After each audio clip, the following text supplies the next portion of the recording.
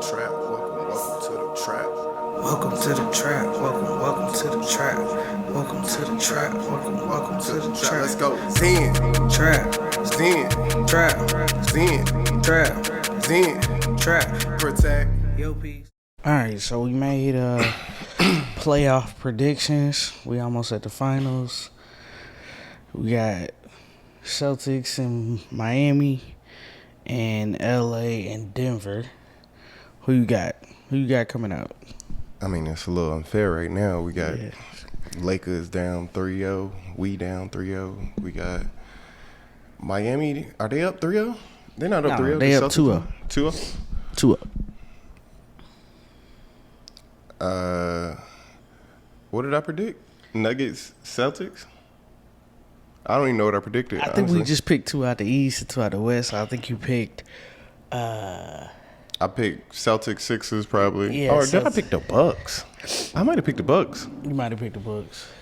Either way, my prediction shot probably on both sides. Yeah. Well, not both sides because I think I chose the Lakers and somebody. Yeah. I might have chose the Suns too. No, I think I chose the Suns. You chose dang. Warriors? Yeah. No. Lakers and Lakers and somebody. Who else was in the West that was doing good? I don't even remember. what we got left. If I was predicting on how people are playing exactly at this moment, the Nuggets should run away with it. With the two-time MVP Jokic going on a historic run. So Yeah. I have all signs going towards Nuggets right now. I'm gonna pick Miami. Why not? They just playing so good. Jimmy is unstoppable. I don't know if they can keep doing that against Denver. Denver got so many weapons. But I'm gonna just go with Miami. I like to see it happen. Did you catch the fight last night? Huh? Did you catch the fight last night? I did catch the fight. It's probably why catch the fight. It was pretty good. Devin Haney won by decision. Decision. It was a good fight though. Lomachenko was he left it all out there. Devin definitely had I don't know what his approach was. He took, I'm gonna say, 60% of the shots he landed was body shots. And attempted was body shots. Not saying they bad. It was just he was supposed to. He taller than Lomachenko, so the goal was to use your reach and your distance to tag him and not get tagged. He was getting tagged. For sure. Devin was getting tagged? Devin was getting tagged. I ain't see highlights. I just saw the end where they raised a hand. Of course, his name Lomachenko face looked way worse than Haney's for whatever reason. I mean, he also white too. So. Touche. But yeah, that happened to us, man. Well, welcome back to another ZTC Zen Trap Chat. I'm one of your two hosts, Zen P. Yogi LG. The mission here at the Zen Trap Podcast is to continuously seek to inspire and empower listeners to continuously seek internal peace to maximize their personal potential. All of that. Yogi LG, what we got for today? All right, so today, just kind of wanted to chat with y'all, honestly. We want to kind of talk about the theme of the month is parental relationships, or your relationships with your parents. And we both are not parents yet, but definitely wanted to ask you some questions. Huge disclaimer, we are not parents. No kids. No kids, 0 kids. But kind of wanted to talk about, what are some things that you feel like you're gonna do as a parent, or let's start with this one. What's something that you feel like generationally? Whew, that's a tough one. That word, Lomachenko'd you over there. Generationally, are you going to kind of stop? What's one thing that you don't want to pass down to your kids? I think we mentioned that before. I don't want my kids to feel like I was never young. I never made mistakes. I never did the version that they see of me at whatever age it is, because clearly I'm going to be older. I don't want them to feel like I was not young once. I did not go through some of the things that they're going through. So I would like for them to be able to relate with me. Still, we have mutual respect going both ways, but I give that to just people in general. So give them respect to show that respect is both a two-way street, and I would like for them again to not feel like it don't matter really. Nah, I ain't gonna say it don't matter how they feel because that's how we was raised. But I want them to be able to tell me anything, and also know at the same time it's still repercussions for your actions. You still gonna be held accountable for things, just like I expect myself to be held accountable for things. Now, as far as what the punishment is and stuff, that's all negotiable and stuff, and not negotiable, but that's all gonna be determined as I get older and what me and my partner decide to do. But ultimately, I want the relationship to be one where we can communicate really well and talk about things that they're going through, and they can see that even people as adults, we are going through things as well, and it's not just, I guess, some facade. What about you? Mine is it's pretty close to that. I want that. Obviously, my mom was very open with me, so we could kind of talk. It was definitely a hard line though. Like my mom was very firm on "I'm not your friend," and I think I kind of want my child to feel that level of I'm not gonna say friendship, but just like I got your back and you got mine, and we in this together. We going through life together. We just at different stages in our journey. And so I kind of want my child to feel that realness of, hey, I'm going to make mistakes. You're going to make mistakes. This is your journey in life right now. This is where I'm at in life. We here to support each other. I want to create that connection where it almost feels like friends in a way. But to know, the respect thing is there. You got to respect me because I'm helping guide you through this point in your life. It's only reason I'm doing that is because you just can't make your decisions yourself. Yeah, I think. Well, I got a question because I think what's popular right now, a lot of people are using the word soft parenting. So how do you feel about soft parenting, gentle parenting, and if quote unquote it doesn't work, however you define that by it doesn't work, it's not working out for this particular child, what would you go to then? Would you go to back to beatings then, or would you go to some other form of discipline? Like what happens if hypothetically soft parenting isn't working for your child or one of your children? I think there are certain children that don't respond to certain things, so I can't agree how a situation like that can happen. I think, again, not a parent yet, so this is a huge disclaimer. I just think ultimately there are methods outside of whooping your kids that can create that same feeling and fear of respect. Some kids just gonna be bad. Some kids you can whoop. Yeah, what's some of those methods? What's some of those methods? Yeah, just for example. I'm big on like punishment in the sense of like you can always take away something, right? Kids attached to different things, but I'm also big on like the punishments of like sitting with your thoughts. So I'm a big like timeout person. And now that you in timeout, you probably gotta like, we really about to put some thought into what you feeling. And like now you gotta have this conversation. Like, dang, what am I feeling? Like, what am I going? I would have thought timeout was a part of soft parenting. You standing in the corner. I mean,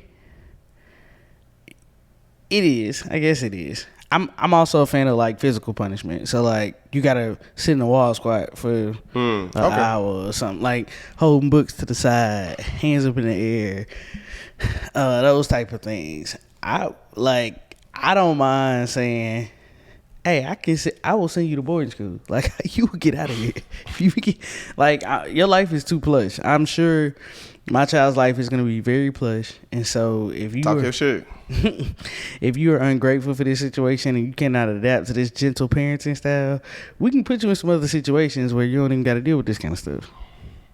I'm cool with that. Now, obviously if my partner not cool with that, that'd be a conversation. But I'm cool with taking those extremes because, again, I want to treat my child like an individual, like you a person. If this not working for you, that's cool. Like, you don't got to be here. You could be here sparingly if that's what you want. Okay.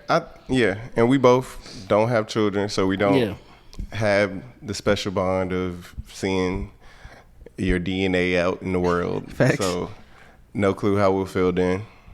What about you? Like, do you feel like you're gonna be a gentle parent in general? Like, you gonna Yeah, for try sure. the I'm gentle gonna be a parenting gentle style? parent in general. My punishments always will just come with accountability pieces. I think just like what you were saying, where is you have to sit with your thoughts, or there. I think you made a good point of there's always something that an individual is attached to. So whatever that attachment is, that would be the new form of punishment. So taking games away or video games away from somebody that don't like to play video games is not a punishment.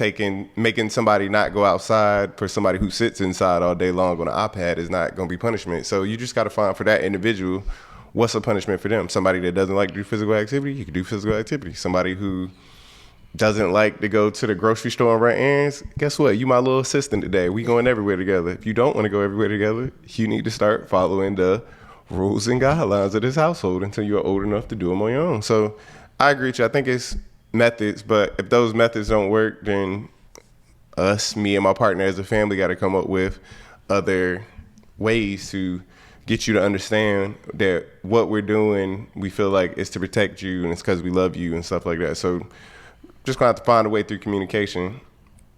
And if that don't work, we gonna have to get to that line and figure it out then. Yeah, absolutely. So there's a show I watch. It's called The Parent Test. And on the Parent Test, they have like maybe 12 families. I can't remember how many. I think I've seen this. Is this where it's a group of families and they sit around and they watch how a parent did a situation and they all respond and say, oh yeah, I agree with that situation, or I learned something from that situation, or no, that is not the way to do it. They all give their opinions. Yeah. Okay, I've seen one episode, literally one. All right, so the show, he described it perfectly. There are different parenting styles, though. So they're like helicopter parents. What's a helicopter parent? That's a parent that's like always hovering, always around. They want Micromanager. Basically, they don't leave their children often. Your parent being here all the time is the most important thing. We're not leaving our children alone with nobody else. Okay. So there's all these different parenting styles. There's like high achievement parenting style, which is a parenting style that like it's what it sounds like. Everything is about achieving high goals and continuously striving to be your best. You know, kids that like practice something every day. They work super, super hard at school. They all like everything is about achieving the highest thing. Then you got like natural parenting style where it's just like we kind of just let them fly free and do their thing. All these different types. Traditional, more religious based, all these different parenting styles. So I've been watching that show and it's been really intriguing trying to understand like who came up with all these parenting styles, but also like which one is like most effective. And I think about when you ask that question about like, you know, if you're gonna be a gentle parent, how are you gonna do certain things? I never saw in any of those them using like physical force. They ain't gonna put that on TV. Why not?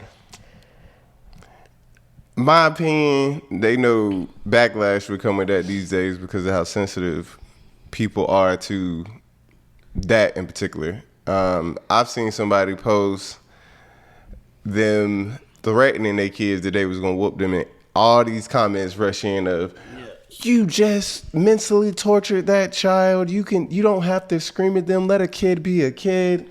So if they put that stuff on TV showing whippings and stuff, white people being a tizzy.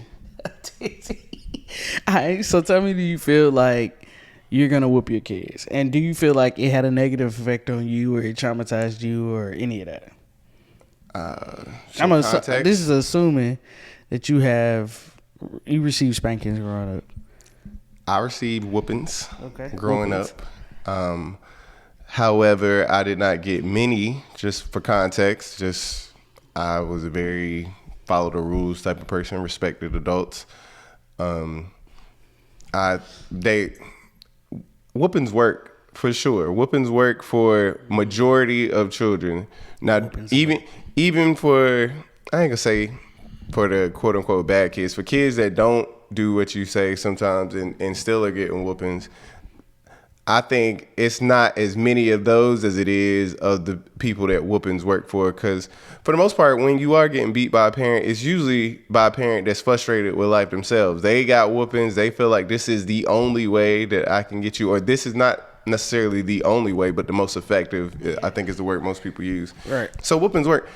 And again, I ain't trying to break this down. I ain't trying to preach. I ain't trying to go back to the slavery mentality of whoopings, but physical things, intimidation is a big motivator. It is a stress inducer. It is a big motivator to get you to do things all day, every day. So am I going to use that? No, I don't think I want to use that tactic, because I do believe that communication and showing a level of disappointment can be, again, as we talk about intrinsic motivators, that can start working with your intrinsic motivation of, I want you to do this not only because you disappointed us as your family, but you're disappointed in yourself. Like, how do you feel about yourself from doing these activities? If you feel fine with doing it, then that's a completely different conversation. We need to understand, why you feel fine doing the things you're doing that can lead you down this life potentially. So I'm going to try to, again, not use physical, whoopings. I'm going to try not to use whoopings, but if push comes to shove, I can't say that I may not give a whooping in some situation. I'm not going to completely abandon it, but it would be far and few. It would have to be a very special situation.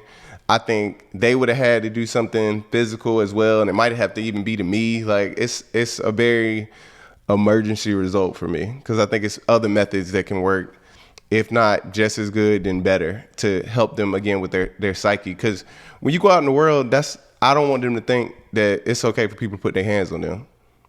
I would rather be teaching you about protecting yourself and using physical acts in only times of need. But I don't want you to think if I mess something up, somebody gonna whoop you. Like, that's a different kind of fear that you just get rooted in you. Yeah, I agree. Okay. What about you? My goal is to not use any type of physical force with my children. That's my goal. For me, inflicted for me, or my partner. Again, I'm kind of on the same wave as you. I cannot say that I'm gonna abandon that totally, because a lot of it is dependent upon the kid. Like, I was similar to you. I probably got 4 or 5 whoopings my whole life. And it was just like, they were all traumatic to me, to where I can, like, literally almost name them all off. Like, that's how I was like, oh my God, I hate whoopings. It was a big deal for me, and my mom didn't need to do it often. Yeah. It was definitely intrinsic motivators. When I disappointed my mom, I cried. Probably more than a whooping. Like, it affected me emotionally if I disappointed my mom. That was a much better punishment for me, because I did not want to disappoint her. So things like, I feel like it depends on the kid, and once you know your kid, you know kind of what you got to do and what you don't got to do. But my goal is to not use physical force at all. But I also, I used to hear this concept, and this is probably, I don't know, maybe 15 years ago when I was hearing this, that like boys needed their fathers to like pin them down to help them start to understand rejection and like what that feels like and how to handle, like, okay, because I've like witnessed it to a sense where if you ever take a little boy and like hold him down to where he can't get up, and like that feeling of there's nothing I can do here and I have to be okay with where I'm at, is a place they have to kind of like come to in that interaction of like, my father's holding me down, there's nothing I can do, I have to be at peace with this and be okay to not be able to do what I want. But I also, on the other hand, when I first saw that, I was like, is that traumatic? Like, why is that needed? Just so, why is that recommended? To let them know, like, to be able to handle like rejection, to be able to handle not controlling certain situations and things of that sort. Like being able to manage your emotions in a situation where it's like, I really don't want to be here, I'm upset, but how do I handle myself? How do I come to grips with things? And so I always felt like, dang, I imagine as effective as that can be, can that also be like something that traumatizes a person to a sense? Yeah, I mean, which I don't know. Obviously. People gonna have. You could be quote unquote the perfect parent. You could, as you said, lay out this plush lifestyle. We living good. If anything, it gives opportunity, because you hear wealthy people talk about it all the time, that the hardest part for them is coming from, if they came from humble beginnings, having children and trying to teach them about the humble beginnings without having to really put them in those same without environments. Cutting the lights off. Yeah, without cutting the lights off. Yeah. So you always gonna face that line, because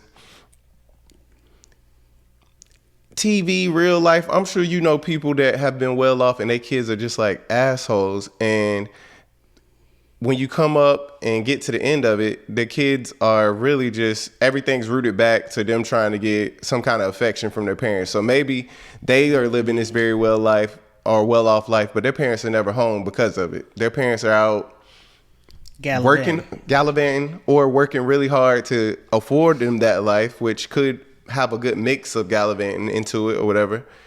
So they don't have as close of a relationship as they would like with their parents. They feel like their parents don't know them that well. They have a maid that's been taking care of them their whole life, who they close with, knows the true them. Yeah. They parents, all their parents do is treat them like a shiny trophy that, hey, these two kids are my image, my political image, my family. So they may even be envious of someone who's less well off, way poor, but they stay in the house with their family all the time. Their family is playing games. Their family really knows each other.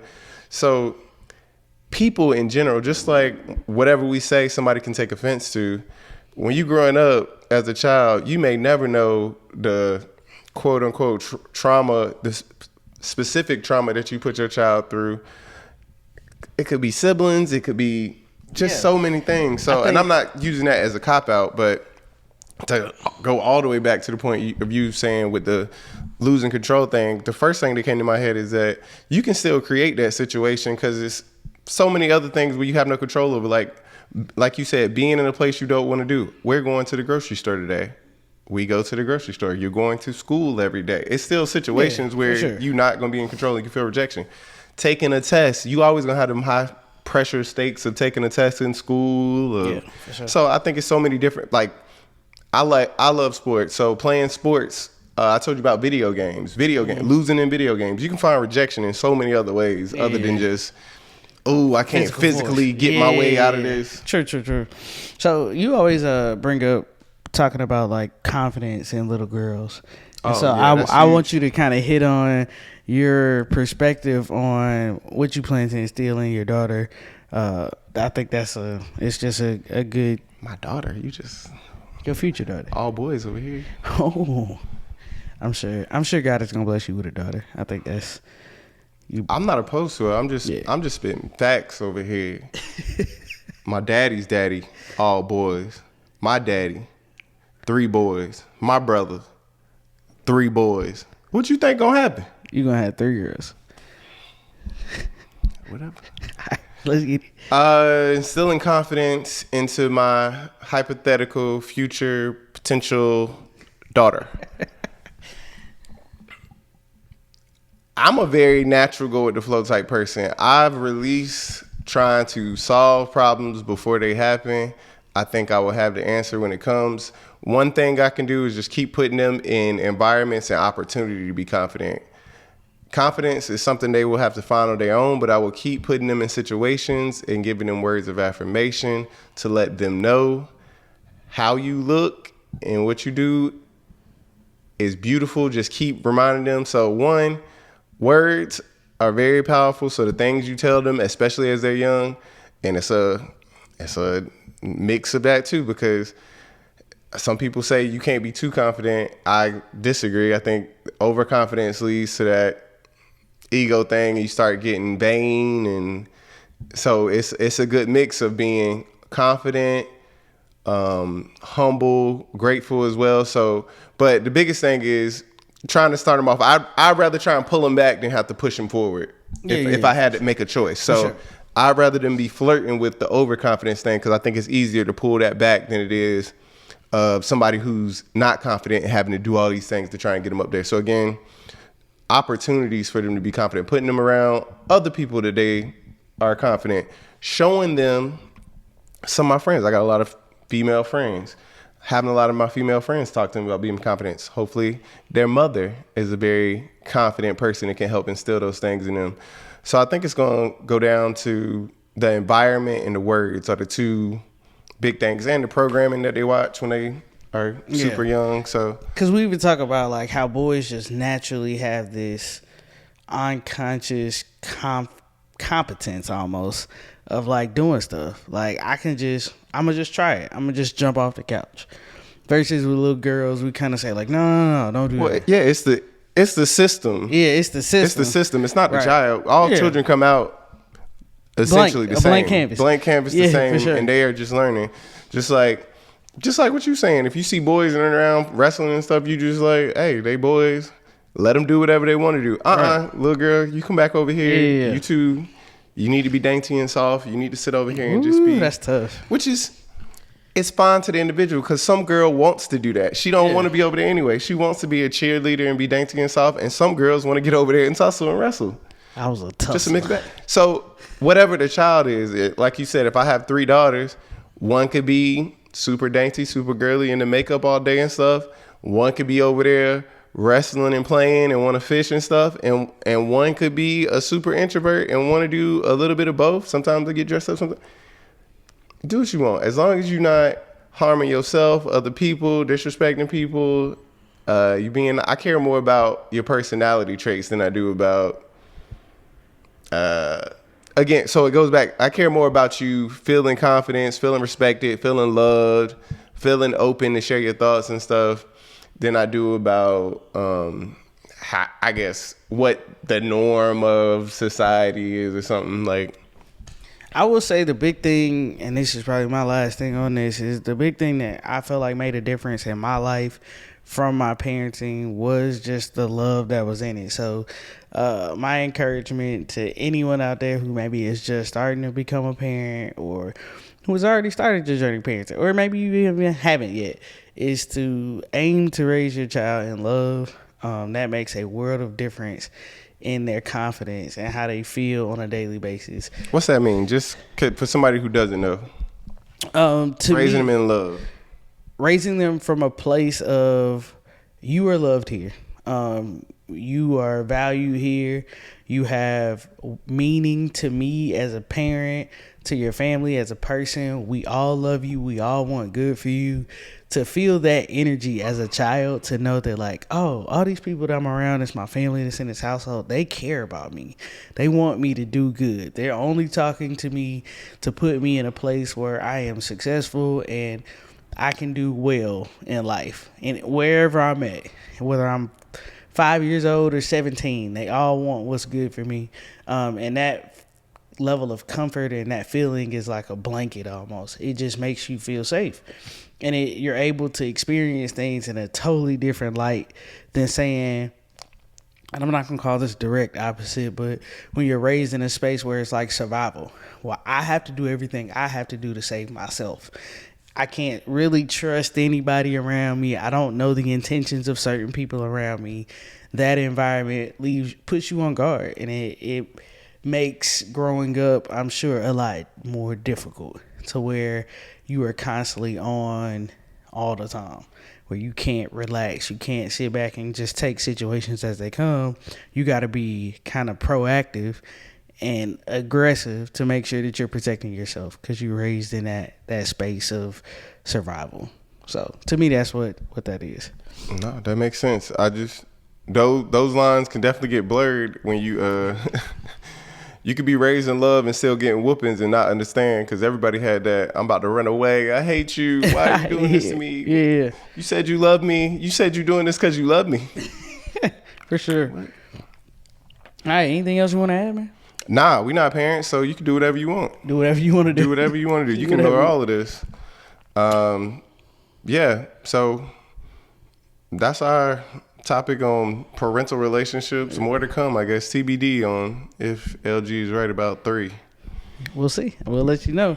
It's been another Zen Trap Chat. I'm one of your two hosts, Yogi LG. Zen P. Can't do nothing else. Protect your peace. And protect your energy. It's the Zen Trap. Yep. Welcome to the trap. Welcome to the trap.